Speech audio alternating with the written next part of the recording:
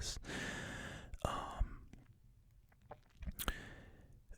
Because I had left a comment for her on that video, because I think she was talking about how she wanted to explain to some family members that maybe didn't get what ASMR was, or kind of had a hard time understanding. So that's what this video is going to be for me today. I'm pretty excited because I finally have gotten I ordered the dongle thingy that'll allow me to plug the mic into my phone, which will hopefully give me some better camera quality. And then, as always, the lighting in here is like so bad today. I need to go get a lamp. I have two already in my room, but since I have moved my desk from in front of the window, the lighting has been like so bad. I'll probably go thrift a lamp today. I'm like big thrifter. This shirt was thrifted. I like to thrift. But anyways, getting off topic. So I have been around the ASMR community for, I want to say, like 6 years now. I discovered the ASMR community pretty much almost exclusively by accident. I had graduated high school in 2016, and then before I went to college, I went overseas to do like a gap year. So in 2016, right after I graduated high school, I moved to Sweden. And it was while there that I discovered ASMR. And what happened was I was laying in bed one night, just scrolling through YouTube, as I do most every night, and a video from ASMR Darling popped up, and I at this point had no idea what ASMR was, like what it meant, what it stood for. Had never heard of it. And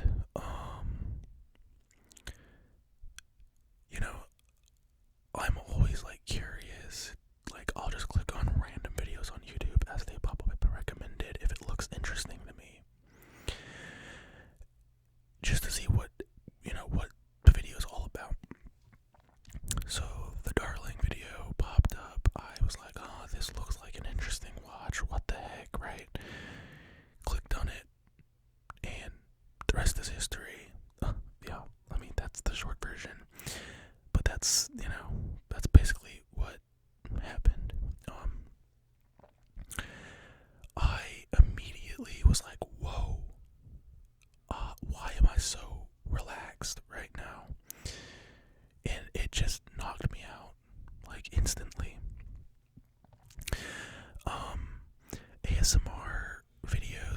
ASMR doesn't really, I don't go get tingles from it unless it's, like a really specific, trigger, like,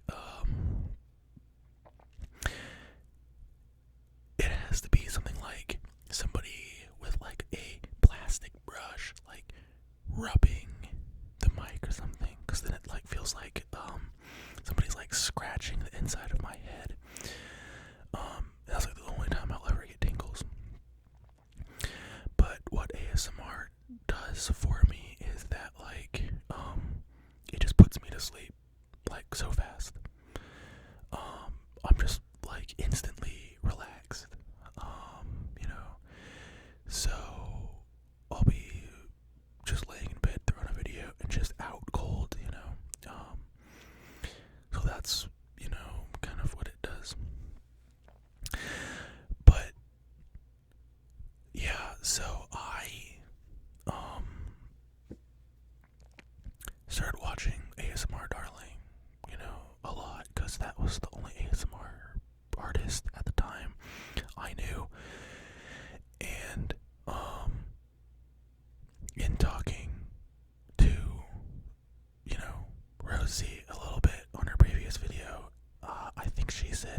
was how she found ASMR. I could be wrong.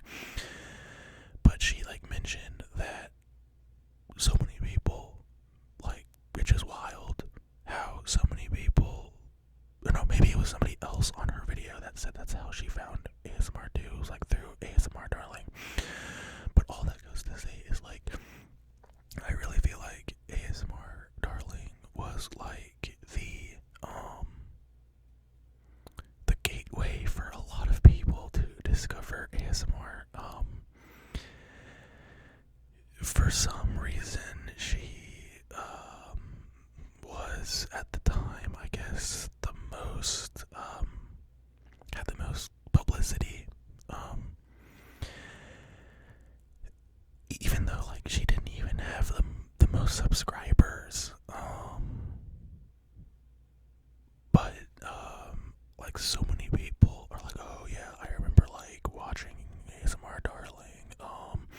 And, like, she is the first one that got me into ASMR. And I mean, like, same for me as well. And I watched her probably pretty much exclusively for a year, that rest of that year while I was in Sweden, before I started branching out into some of the other big ASMR artists that we all know, like Frivolous Fox and GB, and then I started discovering a little bit some of these smaller channels, and some channels now that are large. I mean, we're not, like, talking large, like, in the way that, like, Darling's channel or GB or Frivolous Fox large, but large in that they've, like, exploded with subs since I have discovered them. People like Sadie's ASMR, ASMR Jade. I love Jade. She's probably one of my, like, top ASMR artists. Fabled Fawn. Some of those that are some of my, like, go-to classic, I guess you could say, bigger channels, like maybe several 100,000 subs. But the big ASMR channels, obviously they weren't as big 6 years ago, were kind of what I started with. And then as they kind of grew and got more commercialized, more quote-unquote professional, I kind of gravitated away from them, just because, like, with my ASMR preferences, I prefer, like, the more or I guess the less produced ASMR. So, like, somebody sitting in their room whispering in front of a mic. That's what I like, and that's, I mean, obviously what I do and what a lot of the people that I now watch do. But, this is not me saying that, there's anything wrong with these big channels. I just don't like how, professional they have become, it's just, everything is, like, perfect, everything is just, like, just so sterile, I feel like, and I like the smaller imperfections that come with, like, some of these smaller channels, and that's also not to say that, like, if I have been watching you for years and you blow up, I'll continue to watch you, even if your ASMR gets really professional, because I've, been watching you for ages, and we have, and I just feel like there's that connection there, but, yeah, so that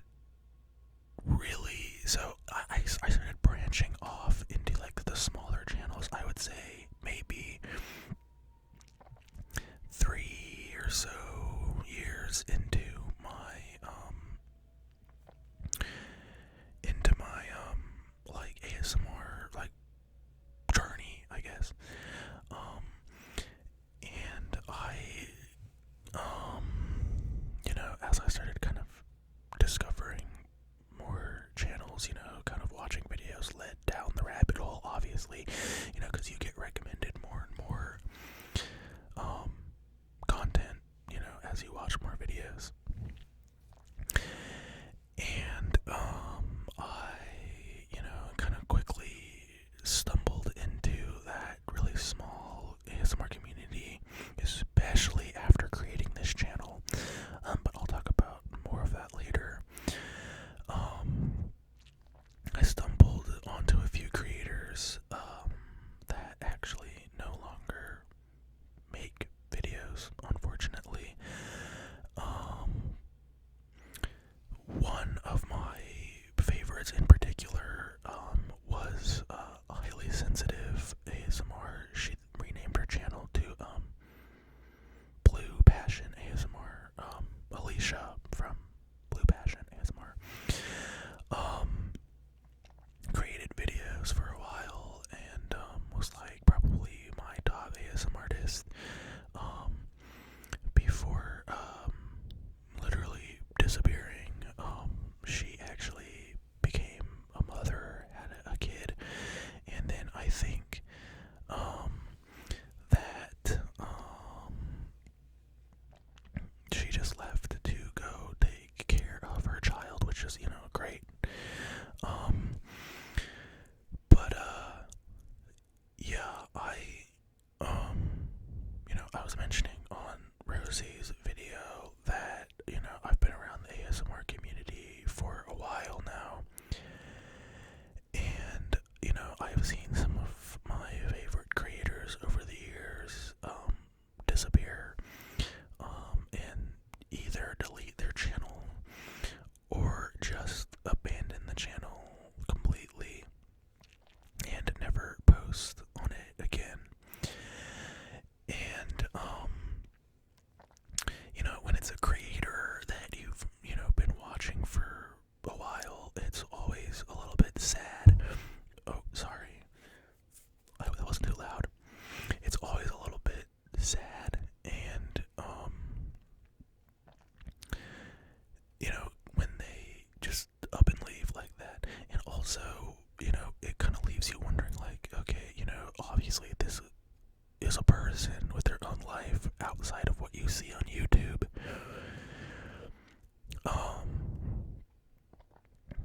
But it leaves like a question in the back of your head, like, what happened to them, in their real life? Did they get in an accident? Like, did they pass away, unexpectedly? Like, what happened, and, as time goes by, some of these, creators, you realize, oh yeah, they're never coming back. There was one creator, I can't remember their name off the top of my head, who abandoned their channel like 2 years ago. They're probably never coming back. And their social media, like their ASMR social media presence had died. The last post was 2019. And, there are so many channels like that, that I've seen just fade, and then it just leaves you wondering, like, what the heck happened, to this person.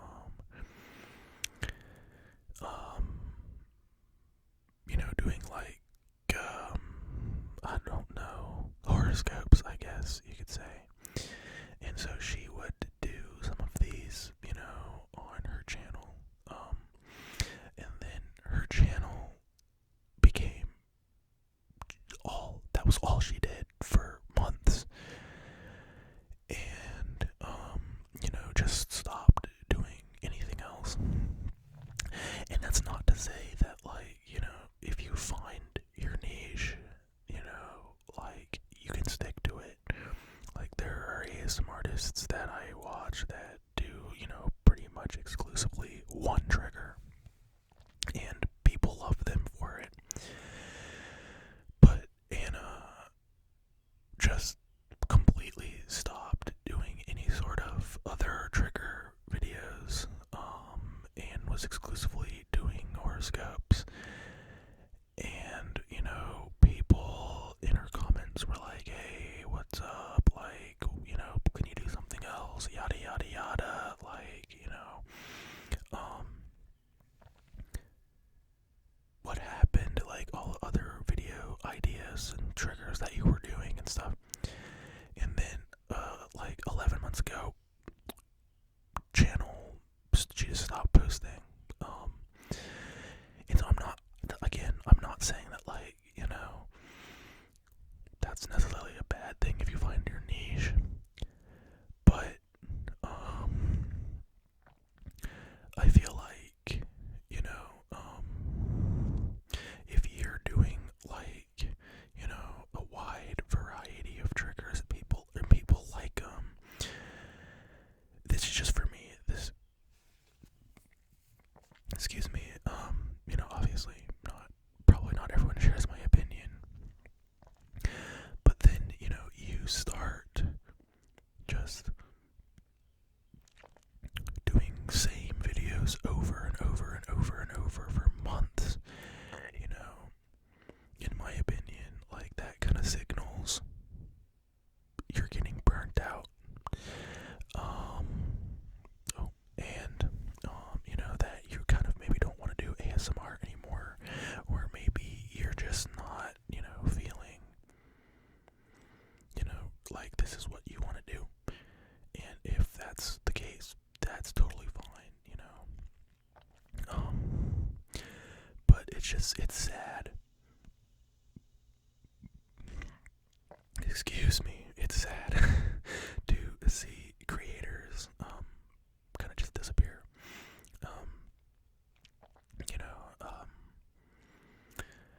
Like Anna, I doubt she's coming back, gone for 11 months, oh,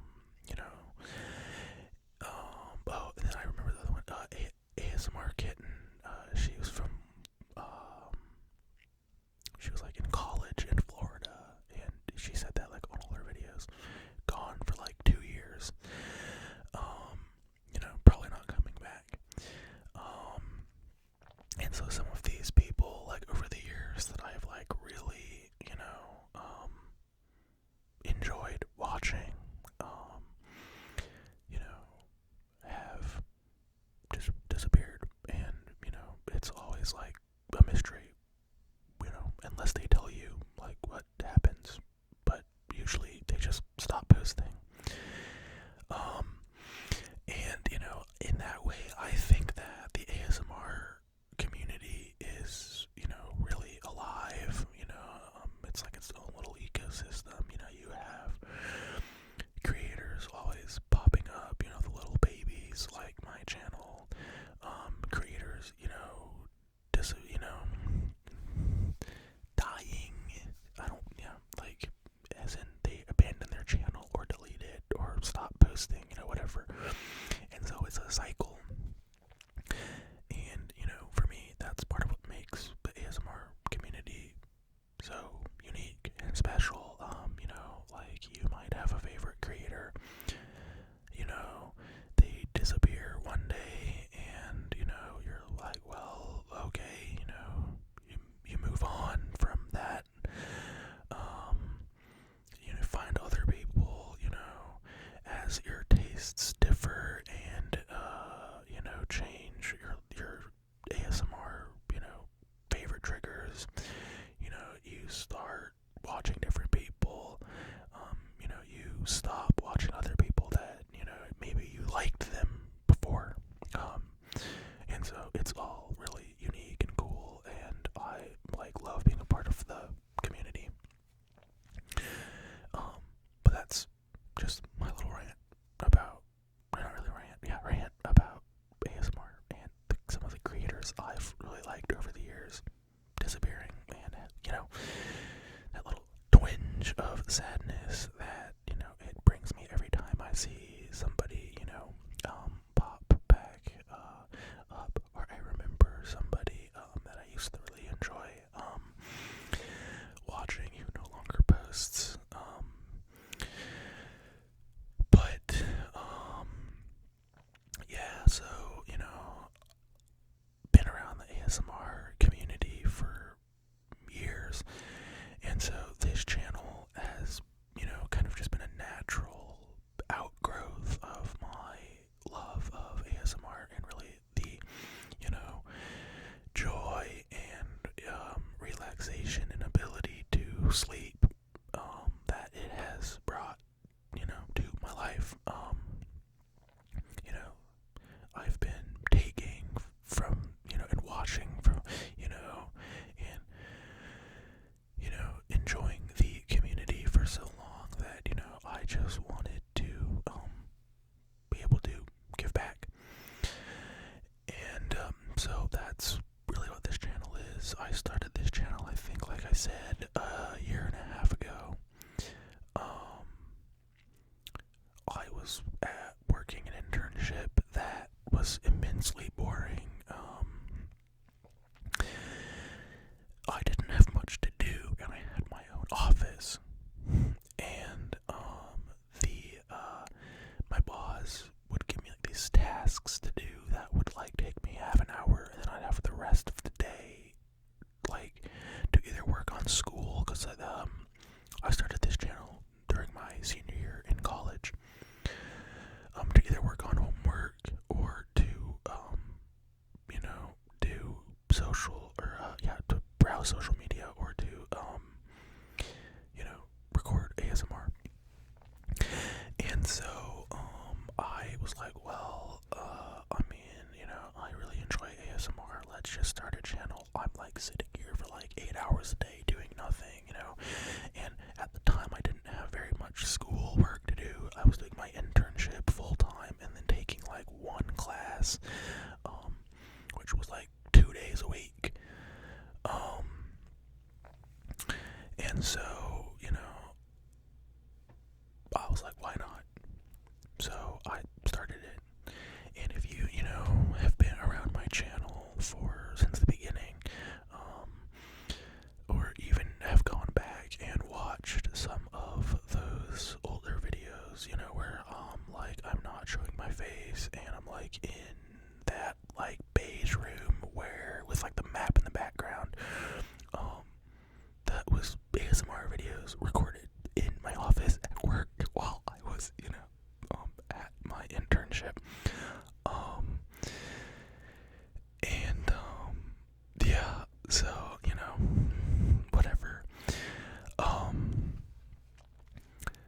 But, yeah, so, I mean, nothing like immensely fancy,